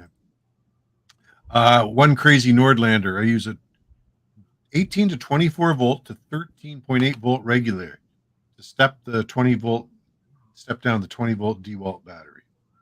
And Rich comes back and says, "Congrats, Chris." Write that down, Chris. It's in my log now. I got it. You got some more congratulations coming in from the gang. There he is. No, go back. That was him. That was Mohammed. Oh, Mohammed's there. Okay, great. 5 and 9. 5 and 9. How about that? Beautiful. Hey, Mohammed, thanks for that. That was terrific. Thanks for the contact. That was great. That's cool. We got to do more of that. That was pretty cool. I'd have to go back down to the shop though. Yeah. Jeez. No, I could bring something up here. I could do that next time. Oh, and VE3. Hey, some other guys trying to work them. No, I'm jealous. Yeah. Well, who else can you work, Chris? He's still on. If everybody wants him, he's still there. While you're there. Good job. Maybe I should work him twice to make sure I got it. Get him CW too, you know? Well, guys, listen, I have an early morning. I'm getting up tomorrow morning, and I'm packing for field day. I'm packing for field day. That's right. Because I've got tomorrow off work. I've got the car partially packed, but I've still got some stuff to do. So I'm going to be up at 6, and I'm going to finish my packing. I hope to be on the road by 9 and get there by 10. It's about an hour's drive, and set up my field day station. So I can't wait. Honestly, I've been so excited for this field day. It's been more excitement than I've had in years. I just can't wait to get out there. Who's all going? Is it you and your brother? You said. Oh, the three of us, me, myself, and I. You see, here's this thing. I've got friends who, Oh, stop.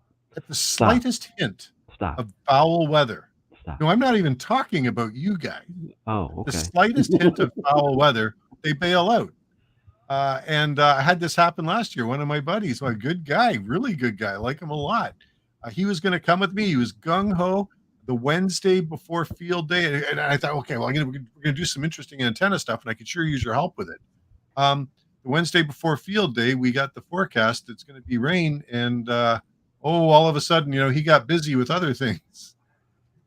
So this year, I didn't even ask anybody. I know I'm doing it myself. Here I go. Hey, can you help me move? What's that? Can you help me move? Yeah, sure, no problem.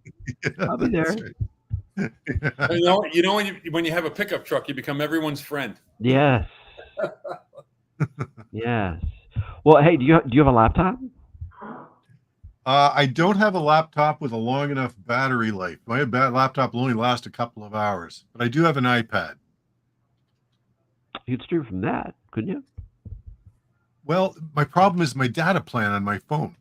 Oh, that's right. I need a beefier data plan so that I'm not having to pull up a Brinks truck. There's no Wi-Fi where you're going to be, right? No. Okay. So I'm really excited, guys. I'm thrilled and can't wait, and really anxious to get off in the morning. And I hope it's. I mean, I'll listen for you. Yeah. Tell me. Yeah. Okay. I'll probably. I'd love to hear that. Let me know when you're set up tomorrow night. When you're set up tomorrow night, we'll do, Chris. In theory, with your NVIS antenna, I should be able to hear you. Right? I would think. I would hope so. Because you're what? I think you're about 250 miles. Maybe. I think that's like right on the edge, on the bleeding edge.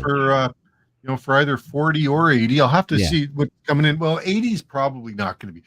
Conditions on 80 during the day recently have been really spotty.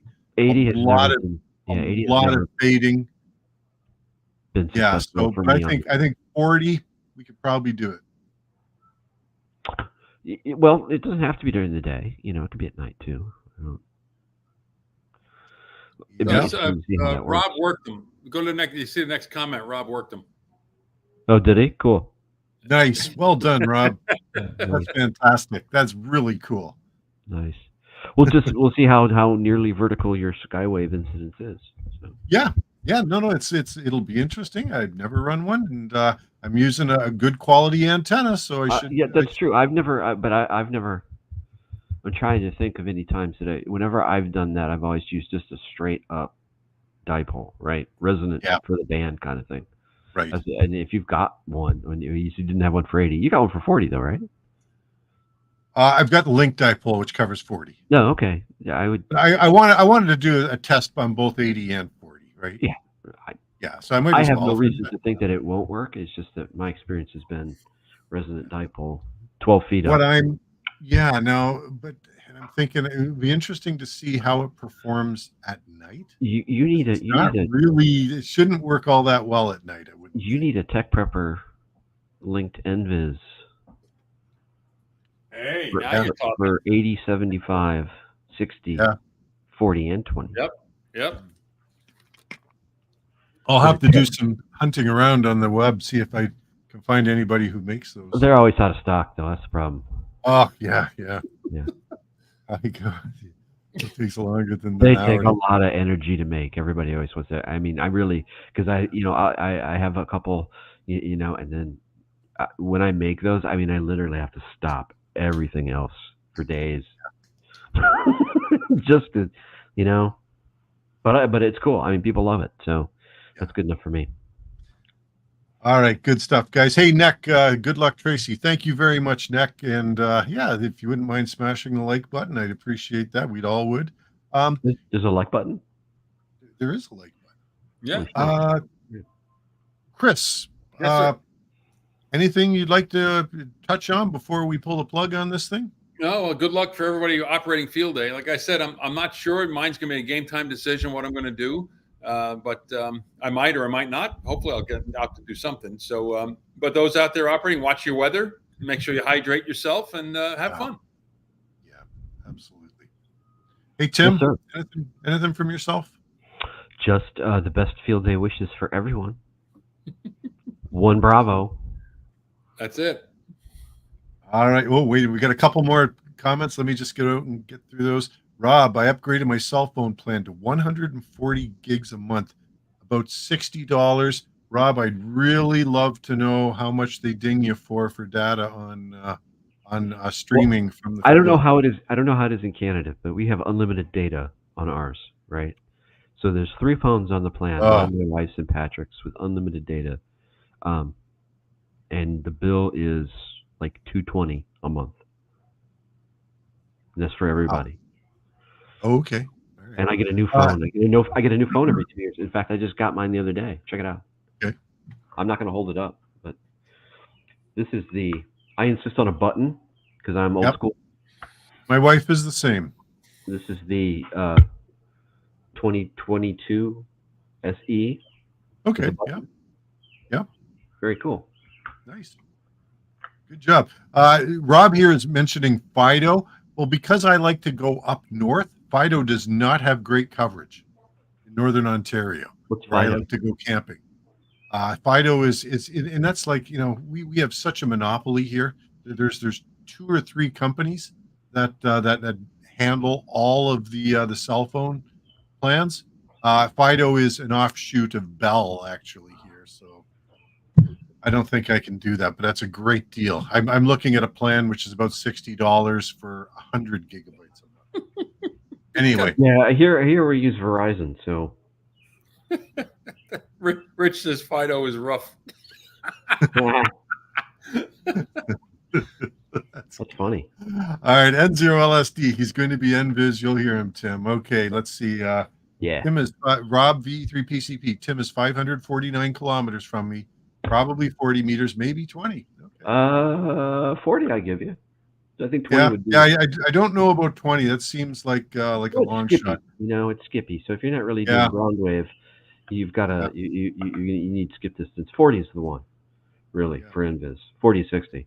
Hey, it's Len, VE3ISS. Hey, Len, haven't heard from you for a while. Hope you're doing well, and thanks for dropping by. Rob, Chris is 717 kilometers from me, probably a 20-meter contact. Yeah. If he's in the zone.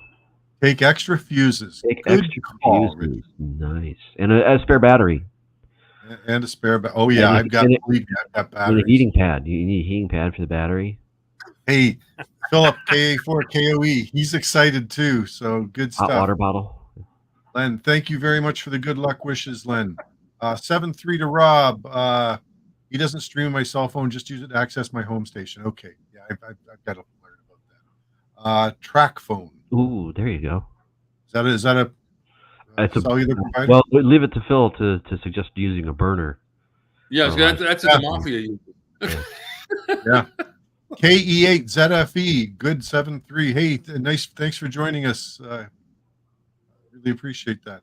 100 gigs for 55 with Freedom, but Freedom doesn't, again, that Northern Ontario thing. I go up camping. I want a phone that's got a decent coverage, and they just drop out up there. Fido is rough. That is such a good line. Okay. Satellite phone. That would be cool. Rogers. There's do you ever watch that guy, Monkey Works? Oh, okay. The guy who really big monkey? No. Monkey Works is a guy on YouTube, right? Who he's the one who charts all the planes. Okay, no, don't know. Tracks all the airplanes all over the place and tells us where all the spy drones and stuff are. That guy. Well, he runs an ad at the beginning of his channel for the satellite phones, and for it's like $99 a month or something like that to have a satellite phone, or like a pair of satellite phones. It's really cool. I was on the verge of actually picking something like that up, but then I'm thinking, who am I going to call on my satellite phone? Yeah, nobody. Right? So it'd be really tough. Hey, Rob, I'm just looking at your pictures. I just happened to look at email. Wow, that's a great setup. Good stuff. N0LSD, you need a Zolio. I think that's the guy that I saw in an interview with Tucker Carlson. which is the. Have you seen this, Tim? Uh, This is the new phone where this guy is all about personal privacy. So they've got apps for the phone which do not track. They've got their own app store. really? It's yeah, it's a Is really it called interesting Zoleo? thing. I think this is what it is. Did I miss that one? Because I was watching the Neil Oliver one today, which I thought was Starlink. good. But I Starlink. don't- Zoleo? Starlink, that's Starlink. Elon's satellite network, right? Yep. Yeah. Yep. Yeah. Share them with Tracy. Can't He's a find his right-winger. email address. No worries. Okay, I will. Okay. Well, that's it. Thank you very much for joining us, folks. Let's put a bow on this one, guys. We'll be back next month. We'll have something else. We'll be able to talk about what happened on field day. Yeah, And, I can't wait. yeah. Honestly, I can't wait to hear about the Envis experiments and you in the woods on your own, just you in the bar. So, and you're eating freeze dried. You're telling me now too. Oh yeah, I live like a king when I'm out there. Tell me you're bringing some beef jerky or something. You know. Yeah, I'll probably bring some beef jerky. Okay. And don't forget, I've got this too. That's true. That's true. That's true. I think you can swing by Canadian Tire and pick up Everything tastes better when you got a bottle of red right there. you can swing by Canadian Tire and pick up a little packet of Jack Links or something. You know. And I know somebody who's got a Canadian Tire gift card. I was gonna say something about that. Yeah. But, I figured I'd be subtle. Thank All you. right. Well, good. All right, guys. Let's say goodnight to everybody here. Thank you very much for joining us, and look forward to communicating. If not on field day, then next week or next month on the stream. 7-3. Oh yeah. Last comment. Newfie Screech. If you guys don't know what Newfie Screech is, man, you haven't lived. What You've had Newfie Screech? Newfie Screech? Yeah, it's Wait a minute. alcohol. Didn't you have a funny name for like pork and beans? Shore lunch. No, I thought it was like. Well, Chris, help me here. Didn't he? I forget. He was talking I about forget. pork and beans. And I remember we had that conversation. It was like Mike and Ike or something like that. And it was like, what are you talking about? You know, Mike and Ike are those little candies. Oh no, that's what we used to call pork and beans. Right? Am I? Yeah, you're right. I forget know. what it was. Yeah, I don't remember that. Anyway, Guys, what's Newfie good Screech? night, good morning, good afternoon. What is Newfie Screech? Chat with you. Newfie Screech is hard liquor, Newfoundland style. Oh, okay. All right. Right, yeah. Hairspray. All right. Corn liquor. Okay. Until next time, 7-3, everybody. Good night.